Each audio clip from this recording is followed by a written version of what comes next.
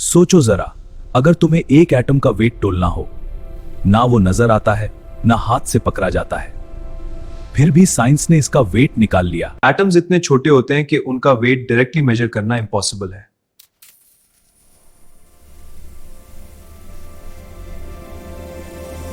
तो साइंटिस्ट ने एक स्मार्ट आइडिया यूज किया, डायरेक्ट मेजर नहीं बल्कि कंपैरिजन।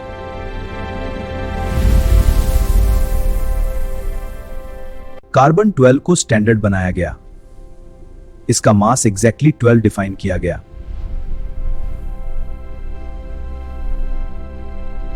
रिलेटिव एटॉमिक मास का मतलब है किसी एटम का वेट कार्बन 12 के मुकाबले में। लेकिन ट्विस्ट ये है, एक ही एलिमेंट के एटम्स का मास डिफरेंट होता है। इन्हें कहते हैं आइसोटोप्स। क्लोरीन में 25% एटम्स का मास 33 होता है और 25% का 37 होता है, इसलिए एवरेज बन जाता है 35.5 होता है। इसीलिए पीरियोडिक टेबल में जो नंबर्स होते हैं वो एग्जैक्ट नहीं बल्कि एवरेज होते हैं। ये कॉन्सेप्ट केमिस्ट्री की फाउंडेशन है।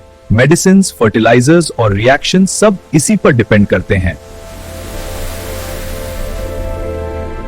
अब इस कॉन्सेप्ट को सिंपल एग्जांपल से समझते हैं। कार्बन 12 को हमने स्टैंडर्ड बना लिया, इसका मास 12 होता है। अब क्लोरीन के एटम्स डिफरेंट होते हैं, कुछ 10 और कुछ 7 निकलते हैं, फिर एवरेज निकलते हैं, यानी relative atomic mass. Quick recap, carbon 12 standard देते हैं, आइसोटोप्स डिफरेंट मास देते हैं और रिजल्ट होता है एवरेज एटॉमिक मास। अब जब भी तुम पीरियोडिक टेबल देखो तो हर नंबर के पीछे एक इंटरेस्टिंग स्टोरी याद रखना। तो चलो अब हम प्रैक्टिकल एग्जांपल देते हैं।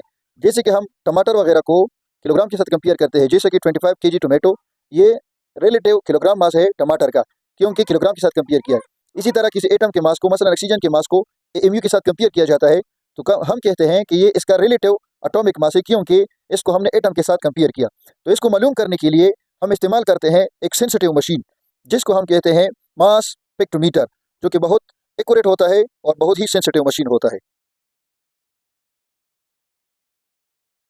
आज हम मास स्पेक्ट्रोमीटर यूज करके ऑक्सीजन एटम के मास कंपेयर करेंगे विद एएमयू। अब मशीन एनालिसिस करेगी। देखिए स्क्रीन पर हैं कि ऑक्सीजन एटम के मास 16 एएमयू है।